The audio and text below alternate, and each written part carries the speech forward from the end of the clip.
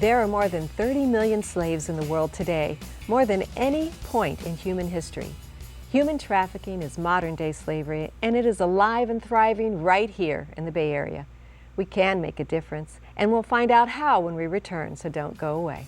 72% of the minors who are sex trafficked in California are U.S.-born Native American citizens. And so it's our kids that we grow up with here, that we go to school with, and they're in our neighborhoods who are also vulnerable. When you talk about sex trafficking, their girls are often recruited, mostly girls, at middle school ages. And so teenagers are being trafficked here in the Bay Area. And then there are children and there are many adults who are labor trafficked as well. We really believe that every individual has a place at the table when it comes to fighting human trafficking. Law enforcement can be everywhere, so we can be the eyes and ears to help identify cases and help people get rescued and get the help that they need.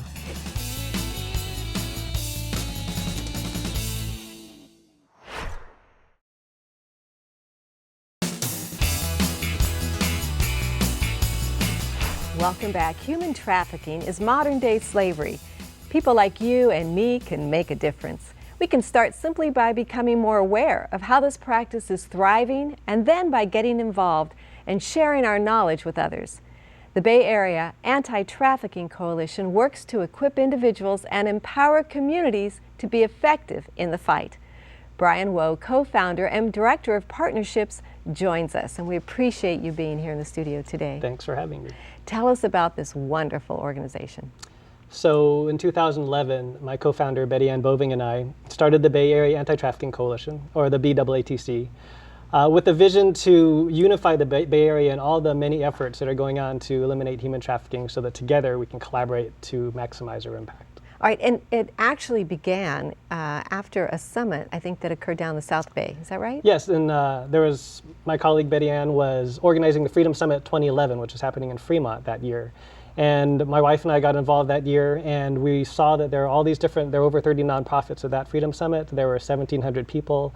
There are all these faith communities, schools, civic groups involved, and we realized that there were all these people working to fight human trafficking, but they weren't collaborating. We felt like that was a great missed opportunity where we could have so much more impact if we worked together strategically, and began to share resources and not duplicate efforts, and that we could develop best practices together. So then this event in 2011 was one of the initial events that brought everybody under one roof. So you were actually able to see that there were others, for instance, in all the 9 Bay Area counties and beyond, that had a similar heart for this need. That's right. We saw it kind of as a catalytic event for the Bay Area to unite and move forward. And so we've done Freedom Summits since every 2 years, in 2013 and then also this year in 2015. Yes, and so there'll be other Freedom Summits well into the future. We imagine so. We'll Yes. see how the movement develops and see what the need is. When you've collaborated, did you find that the circumstances in each city, perhaps, or county was similar, different? I mean, what are you finding in the area of human trafficking across the Bay? Yeah, what's been encouraging over the past few years is that each county has been developing in they're all in different stages, but various collaborative efforts. So there's task forces or coalitions. And so as each county develops that, we see our role as helping to make sure that the counties are talking to each other. So across the Bay Area, the whole region is beginning to work together collectively. Okay, I'm going to think that's not easy. It's brought us challenges, right? Because everybody has their way of doing things. And even when you bring all the nonprofits to the table, it's not that they don't want to work together, but everybody is focused on their unique things they do. And it takes some time to step back and look strategically, but we feel like it's worth the effort to really help everybody work together better. Well, before we end the program this afternoon, I would really appreciate if you would indicate, if other organizations can get involved and how. So we'll cover that later on. But right now, human trafficking can affect anyone at any time. Yes. We realize that as we talk to people around the Bay Area, there's this journey of awareness where people hear about the issue. They first think of it happening in a distant country overseas in Southeast Asia or India or Africa or Eastern Europe, but then they realize that it actually is happening here. It's happening in neighborhoods all around the Bay Area in many different forms, and so it does affect us. And I've been surprised to think how young the children can be that are involved, and then honestly in our own country, actually in our own Bay Area, parents can actually be trafficking their own children. There have been examples of that. And so when you talk about sex trafficking, their girls are often recruited, mostly girls, at middle school ages. And So teenagers are being trafficked here in the Bay Area. And then there are children and there are many adults who are labor trafficked as well. So it is conceivable when we shop or when we're at school or anywhere, there may be someone in our presence that is involved in this and may not even know that they are. Yes, and so I think as with many issues, the more that we can open our eyes as the general public, if every citizen in the Bay Area began to know what trafficking is, what the signs are, and who to call, then we could identify so many more potential victims. What I really appreciate about your organization too is that you have said, or your organization feels, that if we all work together, we can end this. Yeah, we feel like we could create a trafficking watch, much like people live in neighborhood watch neighborhoods, where if you see someone breaking into your neighborhood's house, you call 911. Well, if we see trafficking cases around the Bay Area, law enforcement can't be everywhere, so we can be the eyes and ears to help identify cases and help people get rescued and get the help that they need. Okay, so in the next segment, I'd like to cover that. Maybe you can give us some tools so that we can actually be more proactive in our area, but I love that concept that we can actually make such a large difference just for our own personal involvement. Sometimes what I'm saying is circumstances like this can seem so huge. Right. And, you know, sometimes you can turn the other way or just say, well, I'm going to tackle something that's easier that I can actually, you know, make a difference in. Right. But from what you're saying, each one of us together can impact every individual. As we begin to join together, not only do we potentially spot more trafficking, but we send a message to the traffickers saying, we're not going to allow you to perpetrate your crimes here in our neighborhoods. How many people do you feel are involved in human trafficking right now, specifically in the Bay? Yeah, we wish we could give some specific numbers. I mean, it's such an underground crime that we don't know what the specifics are per city or per county, but there are likely hundreds or thousands that are in some form sex trafficked or labor trafficked here in the Bay Area as we speak. All right, and then your organization is a nonprofit organization, and it is not a Christian organization, but those that are behind it do have a heart. Yeah, we feel like the church is the key to leading the way against standing against injustice. But we also realize that if we got every church mobilized in the Bay Area to stand against injustice, there's still 90-something% of the Bay Area that needs to step up and come alongside with us to do that.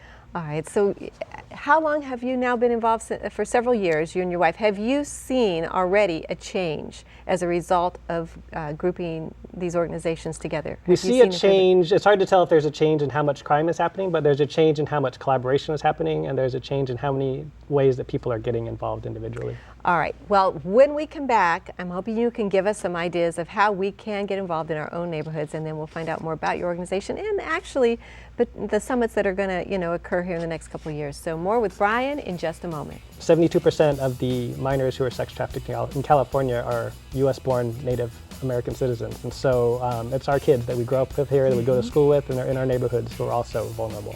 The first Northern California human trafficking case in federal courts here was a domestic servitude case. So in these types of cases, people are brought to the U.S. to work in someone's home.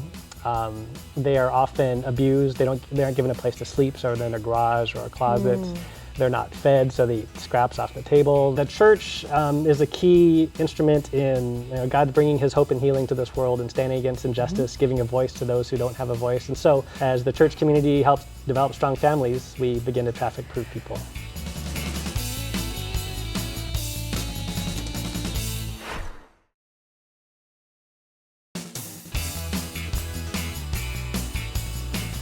We're back with Brian Wo of the Bay Area Anti-Trafficking Coalition. And what specifically made you decide to become involved in this fight?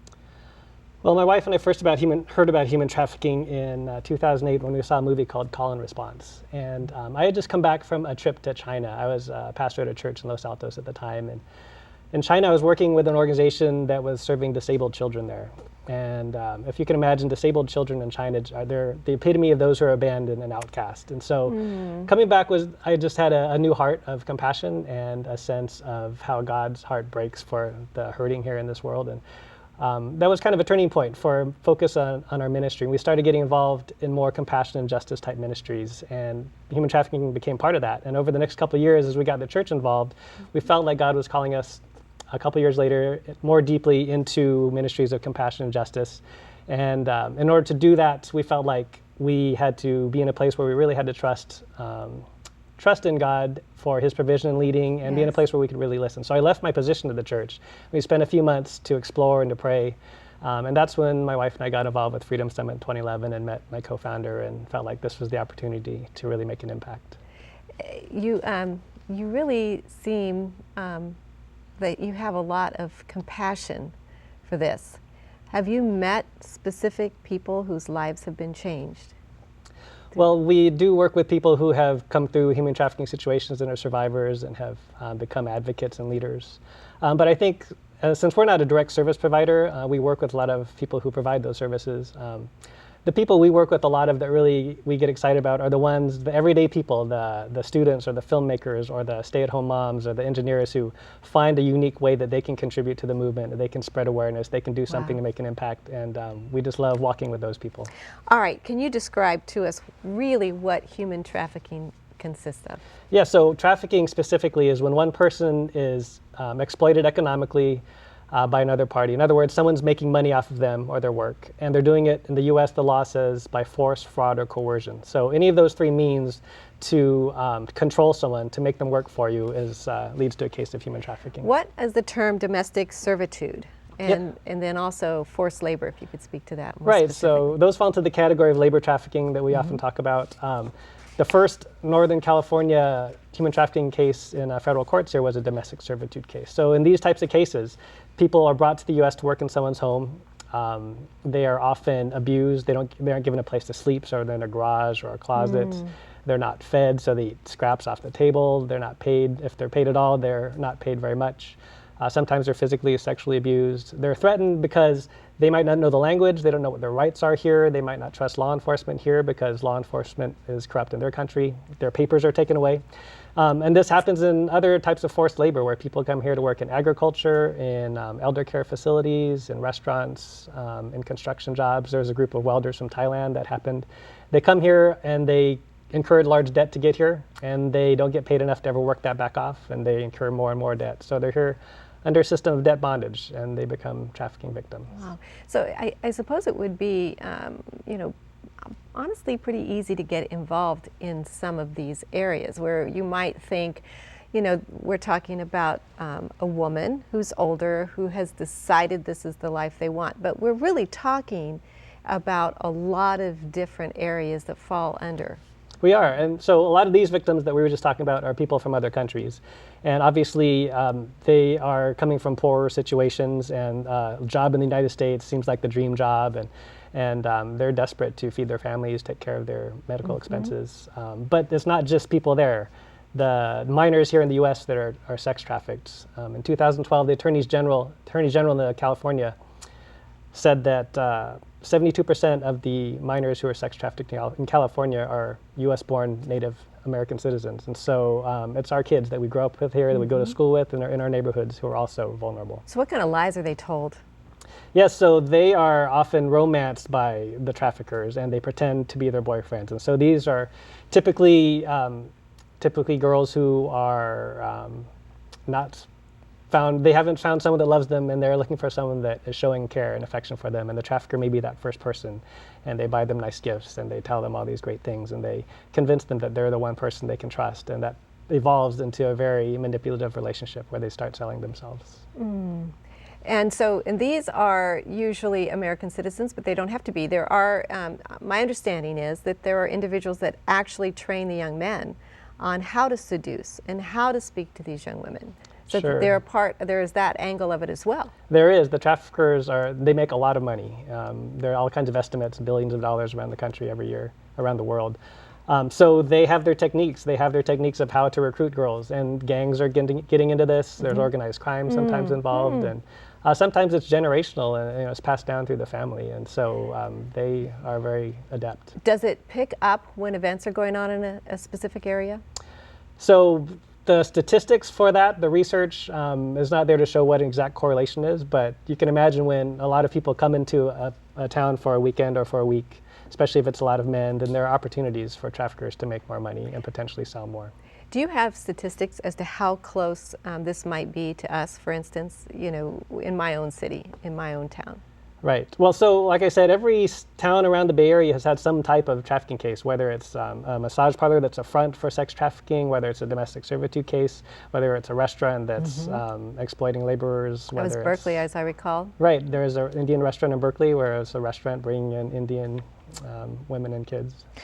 Okay, so can we talk about that more when we return from the break? Certainly. All right, more when we return. The church is a key instrument in God bringing his hope and healing to this world and standing against injustice, giving a voice to those who don't have a voice. And so we love to walk alongside church communities to help them see what's unique about them, what kind of people has God given them, what kind of connections do they already have, where are their interests, and then we'll help them develop an action plan.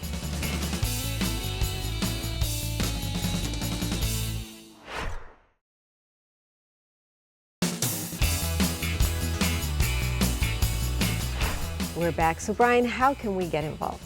So we really believe that every individual has a place at the table when it comes to fighting human trafficking. We all have a unique sphere of influence where we can spread awareness. We all have unique gifts and backgrounds and skills that we can use. There are many volunteer opportunities. One of the things that we like to tell people is think about your 10-10-10. And so what that means is what can you do in 10 minutes? What can you do in 10 days? What can you do in 10 months? And so everybody's going to have a unique 10-10-10 to their specific individuality.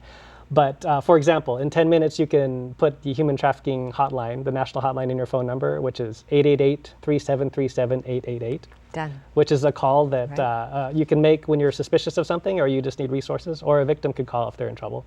In 10 minutes, you can begin to talk about, invite friends into the journey. As you're learning about trafficking, it's a long journey of education. And so bring people along with you and start talking about who you can share this with. In 10 months, for example, you can begin to go do research at websites. You can follow people on social media. You can read books, watch films. You can actually hold an event, a fundraising event, an awareness event. You can go to a conference, things like that. And it gives you a timeline to kind of do something and take steps. And how would I know, or how would I think someone may be trafficked in my hometown? Sure. It's so for example, there's domestic servitude cases where people have been rescued because the case I mentioned earlier was a domestic servant in Walnut Creek who took these kids to school every day because she took kids to school, she cooked, she cleaned, did laundry, did everything, and she looked disheveled all the time, wore the same clothes. Kids were well dressed at a nice school. She didn't make eye contact with people, wouldn't talk to anybody, and the staff got suspicious and called it in, and she was actually rescued and her trafficker was prosecuted. All right. And so I think every situation is a little different, but if you feel something wrong in your gut, it's better to call and just be sure, and better to check and make sure that nothing is amiss than to let something happen and someone to continue to be enslaved. All right, and obviously there are different, we've talked about different spectrums of what encompasses the human trafficking, but when someone is rescued, what is the next step for them? Yes, you can imagine trafficking victims have gone through a hugely traumatic experience, right? And so they have all kinds of immediate needs. So this is the category of aftercare that we call, where there are all these different organizations around the Bay Area that meet certain needs. So they might need emergency housing, they might need medical care, they might need legal services because they've got a civil case or a criminal case or immigration issues to deal with. They are often rescued with just the clothes on their back. So they might need clothes. They'll need long-term therapy and counseling, perhaps housing, job training because they haven't been able to work in other jobs.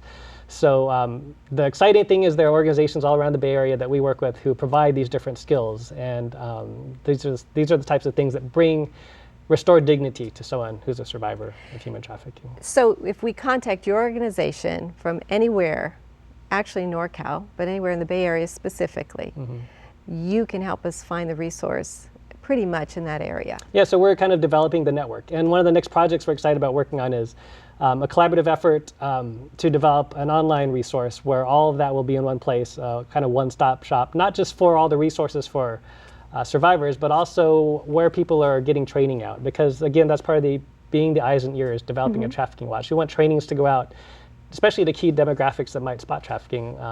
Airport employees, restaurants, hotels where it may be happening, transportation agencies, so that more people will know what to look for. And can other organizations come on board with you?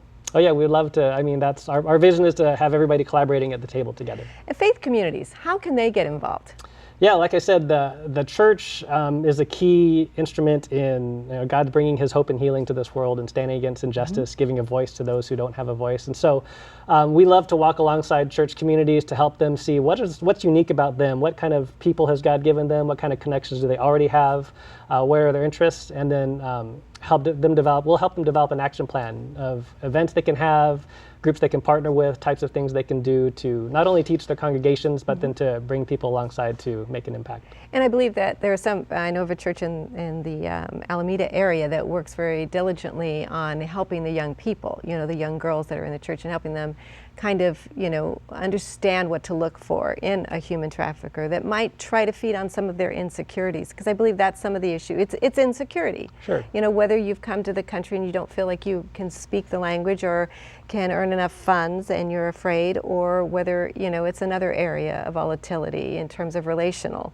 It is an insecurity in some ways. So by delving into that as well, and I know some church communities are gaining some experience in that area. Well, that's why the more vulnerable populations are those like foster care, runaways, homeless, who don't have that family structure. And so as the church community helps develop strong families, we begin to traffic-proof people. All right, and then one other thought is, you may, in one of the situations you talked about, a wealthy family and a caregiver. What if you may be afraid you're guessing it wrong, that maybe you're reading the signs incorrectly? If nothing is going on, then no one is hurt, correct?